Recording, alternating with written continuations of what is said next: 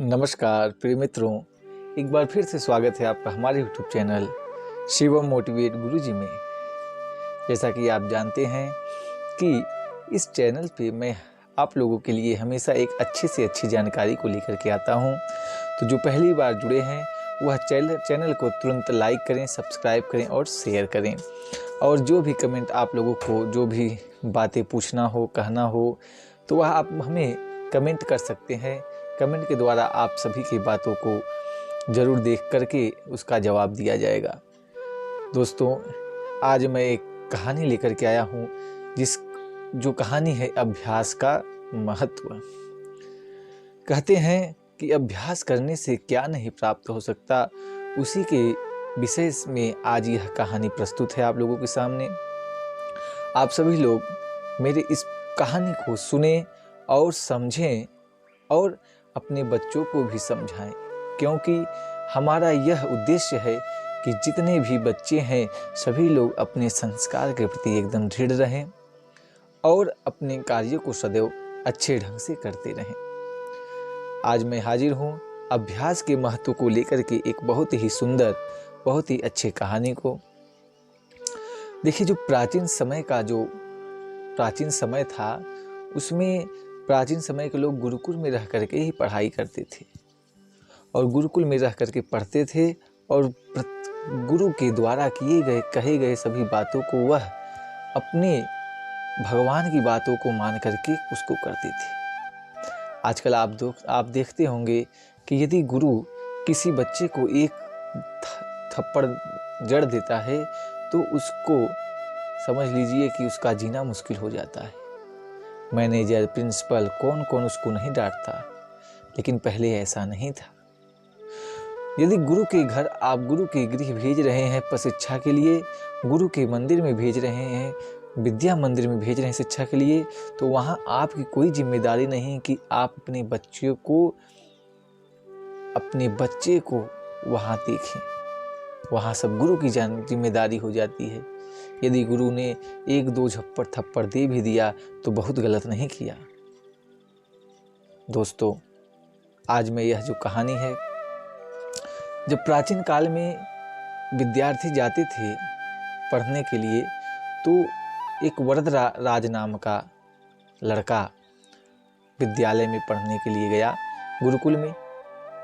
तो उसने पढ़ाई की, लेकिन वह थोड़ा मंद बुद्धि के कारण उसको कोई भी शिक्षा प्राप्त नहीं हो पाई। गुरु ने पूर्ण प्रयास किया कि वरदराज को कुछ शिक्षा प्राप्त हो जाए, लेकिन उसको प्राप्त नहीं हो पा रहा था। उसके एक कान में जा रहा था, दूसरे कान से निकल जा रहा था। उसके साथ के जितने भी बच्चे थे वह अगले कक्षा में चले गए और जो वरदराज था वह पीछे रह गया। गुरुजी ने कहा कि वरदराज, तुम अपना समय यहाँ नष्ट न करो, क्योंकि मेरे द्वारा दी गई शिक्षा तुमको एक भी प्राप्त नहीं हो पा रही है। मैं भी पूर्ण प्रयास कर रहा हूँ, लेकिन पता नहीं क्यों तुम्हें शिक्षा प्राप्त नहीं हो पा रही है।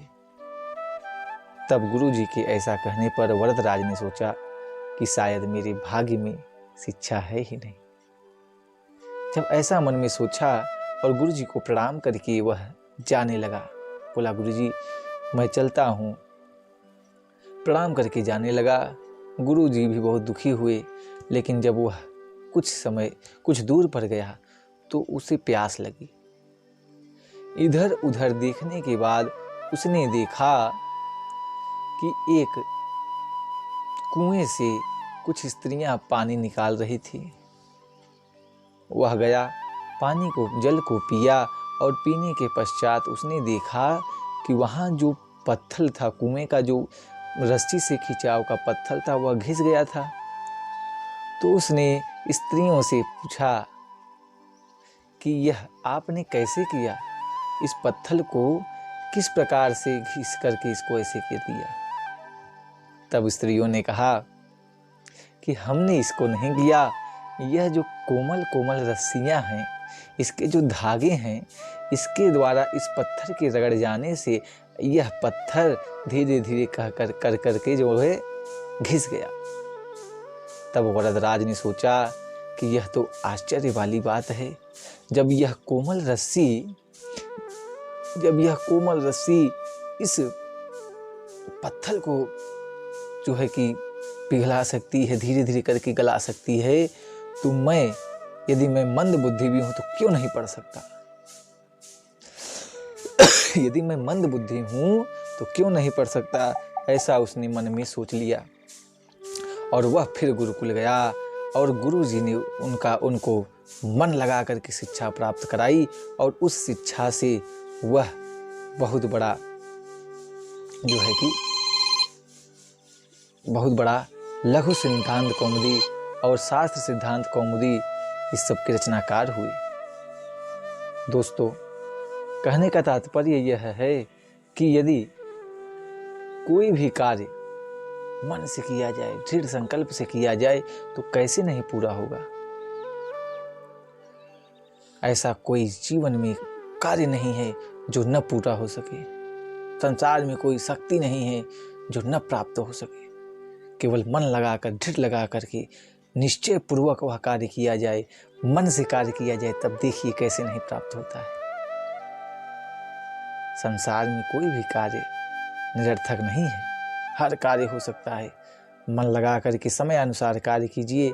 जिसको यदि आपको 1 घंटे पढ़ने का समय मिले, एकदम मजबूत कीजिए और उस ऊंचाइयों तक बच्चों को जानकारी दीजिए, ज्ञान दीजिए, जहाँ तक पहुँच करके वह आपके नाम को रोशन कर सके। जय श्री राम, हर हर महादेव।